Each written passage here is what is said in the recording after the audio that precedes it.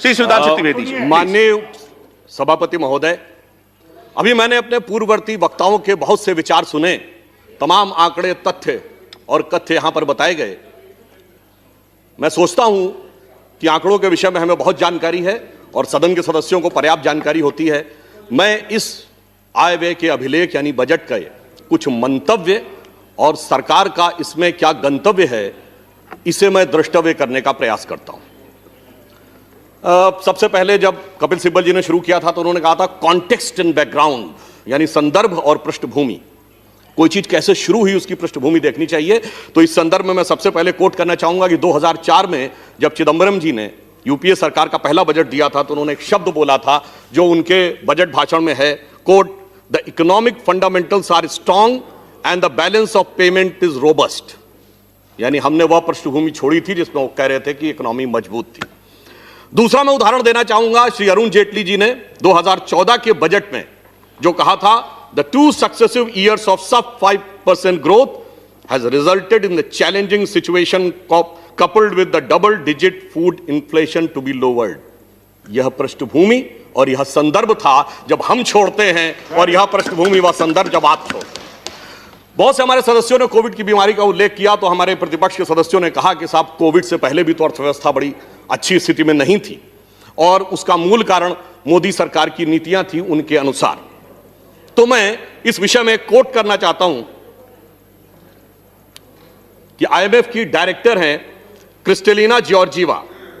उन्होंने अपनी जो पहली स्पीच दी in the month of October 2019 which was based on the assessment of IMF in July 2019, क्या बोला उन्होंने? The global economy is now in a synchronised slow down. Then she added in her speech that the deceleration will cause the global growth to slide down at the lowest since the start of the decade. She blamed the slowdown on the range of issues, but clubbing them under one common theme, that is the fracture, trade disputes taking a toll, and the global trade comes to the near standstill. यानी उन्होंने कहा कि 10 साल में सबसे खराब स्थिति में विश्व की अर्थव्यवस्था सिंक्रोनाइज्ड स्लो डाउन में थी। सभापति महोदय, जो रेंज ऑफ उन्होंने इश्यूज बताए उसमें मोदी सरकार का इशू कहीं नहीं था। इसलिए मैं कहना चाहता हूं कि जब हम वैश्विक धरातल पर देखते हैं तो कुछ हकीकत को भी देखने का प्रयास करें। इस बजट के बारे में बहुत सी बातें कही गई कि 1991 के बजट से तुलना करने का प्रयास किया गया। 1991 और आज के में एक भारी अंतर है। जैसा मैंने अभी आईएमएफ का कोट किया, हम लोग सुनते हैं ना दैविक भौतिक तापा, तो यह तो दैविक ताप था और 1991 भौतिक था। वो मैन मेड था, ये गॉड डिस्पोज्ड है। कैसे? देखिए, जब 1991 में हमारा बैलेंस ऑफ पेमेंट 1 बिलियन के भी नीचे रह गया था तो ऐसा नहीं कि 4 महीने की चंद्रशेखर जी की सरकार या 11 महीने की वीपी सिंह जी की सरकार में आ गया था। 1 दशक तक स्वर्गीय इंदिरा जी की 2/3 बहुमत की सरकार 80 से 85, फिर स्वर्गीय राजीव गांधी जी की 80 से 89 की सरकार रही थी। और 1980 में स्थिति क्या थी मैं बताना चाहता हूं। भारत का जो फॉरेन एक्सचेंज रिजर्व था वो $7 बिलियन था और चाइना का 2.55। कहां खड़ा था चाइना 80 में और कहां खड़े थे हम, और फिर कहां खड़ा हो गया वो और कहां खड़े हो गए हम। आप ये समझिए कि जब फॉरेन एक्सचेंज रिजर्व $1 बिलियन रह गया था, उससे कम, वो 100 कब हुआ था? 2004 में अटल जी की सरकार में, और 500 कब हुआ? मोदी जी की सरकार में। यह अंतर है कि हमने किस रूप में किस प्रकार से आगे बढ़ाया। और मैं यह भी कहना चाहूंगा कि कोविड काल में जो कुछ हुआ यह तो अपने आप में अभूतपूर्व था, क्योंकि यह मनुष्य जाति के ज्ञात इतिहास की सबसे बड़ी त्रासदी थी। हम सब इस बात से वाकिफ हैं, हम इसमें डिटेल में नहीं जाना चाहते। हम इस बजट में सिर्फ एक बात कहना चाहते हैं कि सबसे बड़ी बात जो वित्त मंत्री महोदया ने की, पूरी ट्रांसपेरेंसी की है। इसीलिए 9.5% का फिस्कल डेफिसिट दिखाई पड़ रहा है। हमने वो कार्य नहीं करने का प्रयास किया कि पूर्ववर्ती समय में 1,40,000 करोड़ के ऑयल बॉन्ड से जो भारत सरकार को पे करने थे, परंतु वह ऑयल कंपनीज के खाते में दिखाए गए और उस कारण से फिस्कल डेफिसिट कम रहा। मगर एक हिम्मत दिखाई है, मैं कहना चाहूंगा, निर्मला जी ने यथा नाम तथा गुणा के अनुसार निर्मलता के साथ पारदर्शी बजट दिया है। दूसरी बात, अब आप समझिए, जब कोविड आया तो सबसे बड़ी प्रॉब्लम क्या थी? स्वास्थ्य। और जैसा कि हमारे साथ के वक्ताओं ने बताया, प्रिवेंटिव, क्यूरेटिव और वेलनेस सबका, तो स्वास्थ्य पर सर्वाधिक ध्यान दिया जाना था। स्वाभाविक रूप से यहां पर जो स्वास्थ्य में बढ़ोतरी हुई, तमाम वक्ता बता चुके हैं 137% की हुई, परंतु मैं यह कहना चाहूंगा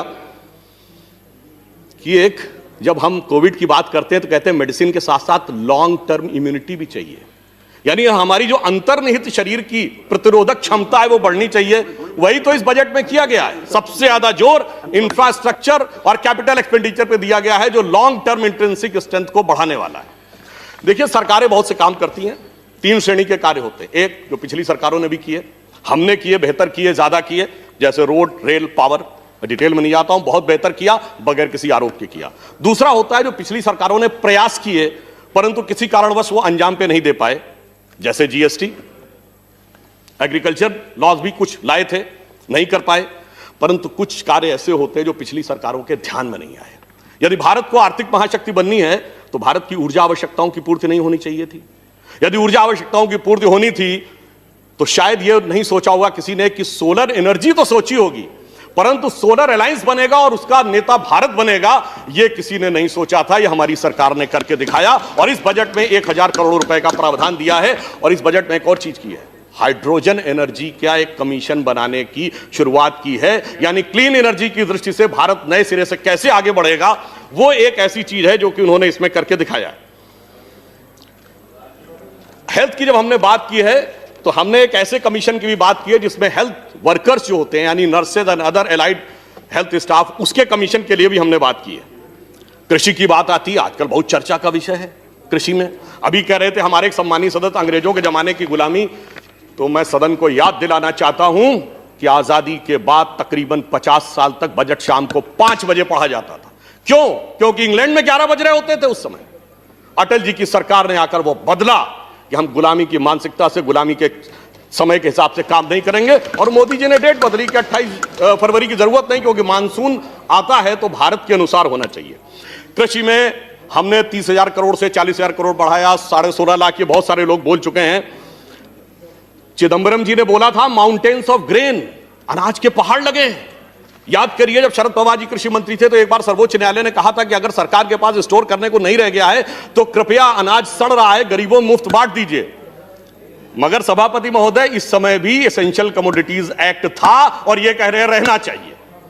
यानी एक तरफ कहते हैं कि हरित क्रांति लाकर हमने अब सारी चीजों से मुक्ति पा दी, उसके बावजूद इतना हमारे पास है कि माउंटेन्स ऑफ ग्रेन है, फिर भी होना चाहिए।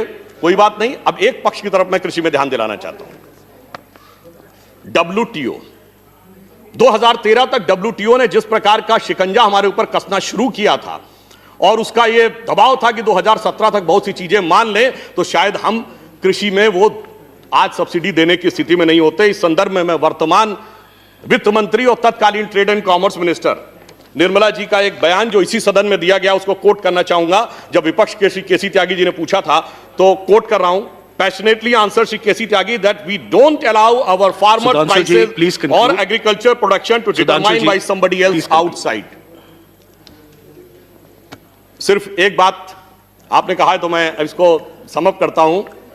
अरे भाई, हम तो WTO में जाकर वहां तक लड़े, आप तो रास्ते में जो दिल्ली की सीमा पर बैरियर खड़े थे उसको तोड़ने वालों के साथ खड़े थे। हम तो WTO का बैरियर तोड़कर किसान के साथ, सारे जहान के साथ लड़ने के लिए खड़े थे। और मैं ये भी कहना चाहूंगा एक बात और, उन्होंने कहा तो सब रिच के लिए है, बहुत कहा जा रहा है रिच के लिए है। सबसे ज्यादा एक्साइज ड्यूटी किस पे बढ़ाई गई है? प्रीशियस स्टोन्स पे 7.5% से 15%। 2.5% एग्रीकल्चर सेस अलग से लगा है, किसके लिए? प्लीज, किसान के लिए। और 2.5% एग्रीकल्चर सेस किसके लिए? सोने और चांदी के लिए। यानी मणिमाणिक को महंगा किया है और अनाज को सहज किया है। एक पंक्ति कहूंगा, हम प्रेरणा कहां से लेते हैं? मणिमाणिक महंगे किए, सहजे तृण जल नाज, तुलसी सोई जानिए राम गरीब नवाज। और अंत में एक बात, एक वाक्य कह दूं, इसमें सबके लिए है। इसमें कृष्ण के लिए भी है, सुदामा के लिए भी है, कृष्ण के बड़े भाई बलदाऊ जिन्हें हलदर कहते हैं यानी किसान के लिए भी है, एकलव्य के लिए भी है, और जो बहुत बुजुर्ग हैं पितामह भीष्म और द्रोण के लिए भी है। परंतु एक गलती कंक्लूड कर दी है वित्त मंत्री जी ने कि शकुनी के लिए कुछ नहीं छोड़ा है। इस कारण से पासे फेंके जा रहे हैं महाभारत करने के लिए। परंतु आश्वस्त रहिए, ये बजट जानते कहां ले जाएगा? जो हम नित्य प्रार्थना करते हैं, परम वैभवम नेतुमेतत् स्वराष्ट्रम समर्था भवत्वा शिशाते भृशम। धन्यवाद। Thank you.